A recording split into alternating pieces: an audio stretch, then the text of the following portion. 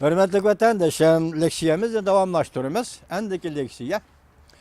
Amerika Qo'shma Shtatlarining yangi davlat mudofaa qonun loyihasi Amerika Tayvanni harbiy ishlar bo'yicha almashtirishning darajasini zo'r darajada yuqori ko'tardi mavzuli xabar. 12-ayning 2-kuni Amerika ovozining Xitoy tili programmasi e'lon qilindi.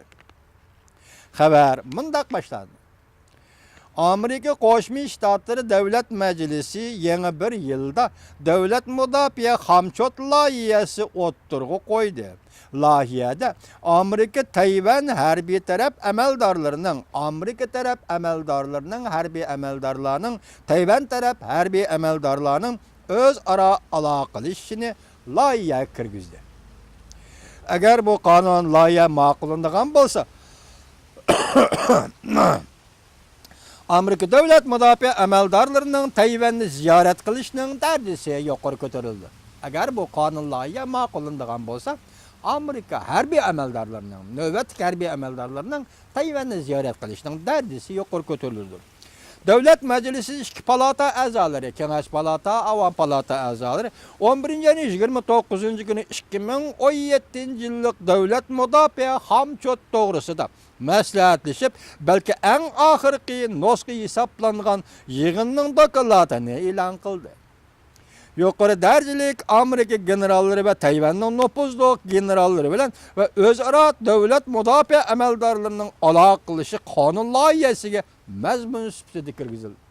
Tayvanning davlat mudofaa amaldorlari va Amerika Qo'shma Shtatlarining davlat mudofaa amaldorlari barda keldi qilishga bo'ladi degan narsa oddiylashtirganda bu qonun loyiha mazmun qilib kirgizildi. Qonun loyihada Amerika Qo'shma Shtatlari davlat mudofaa ministri Amerika Tayvan armiyalarining munosabatlarini kuchaytirishga munosabatlik harbiy generallarning va davlat mudofaa amaldorlarining aloqa qilishidan iborat huquq berdi. Demak, bu qonunda Tayvan harbiy amaldorlari bilan Amerika Qo'shma Shtatlari harbiy amaldorlarining o'zaro aloqa qilishiga Amerika tarafdan huquq berdi yoki davlat majlisi tarafdan huquq berdi deydi. Jungo haftaning 5-kuni hamchot loyihasiga qattiq inkas qaytardi. Bayonotchi Geng Shuang tarixning harbisini kayniga haydamanglar va Amerika Jungo munosabatining yaxshi vaziyatiga ziyon solmanglar deb murojaat qildi. Uningdan boshqa Jungo davlat mudofaasining bayonotchisi Yang Yujun Amerikaning Jungoning jonajon manfaatini hurmat qilishini, Jungoning diqqat qilish nuqtalarini hurmat qilishini murojaat qildi. Muqim va sog'lom Amerika Jungo munosabatini Amerikaning yangi bir navbatlik hukumatiga elib kirishimiz kerak deb ko'rsatdi. Jungoning yarshar vaqtgiz harbiy mutaxassislarning so'zlaridan naql keltirib, mundaq ko'rsatdi. Qonun ma'qullanib, siyosat yo'li qo'yilgan bo'lsa, Amerikaning yuqori darajalik harbiy generallari va yuqori darajalik amaldorlari Tayvanni ziyorat qilib, 3 parcha axborotning ro'yiga egar ziyon soladi. 3 parcha axborotning o'rniga mazmuniga egar ziyon soladi. Amerika Jungo armiyalarining munosabati hatto tavrnish davriga yetib keladi.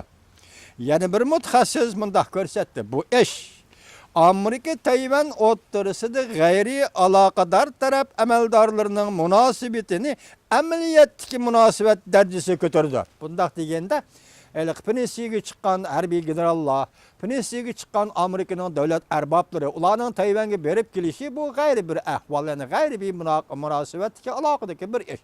Endi bu qatim rasmiy amaliyotdagi hukumat tarkibida navbat ishlayotgan harbiy amaldorlarning Tayvanga berishi kelishiga ruxsat qilindi qonunda. G'ayri aloqador taraflar amaliy, rasmiy aloqador taraflar darajasiga demak ko'tarildi. Pensionerlar emas, amaliy amaldorlarning berishiga ruxsat qilindi dedi.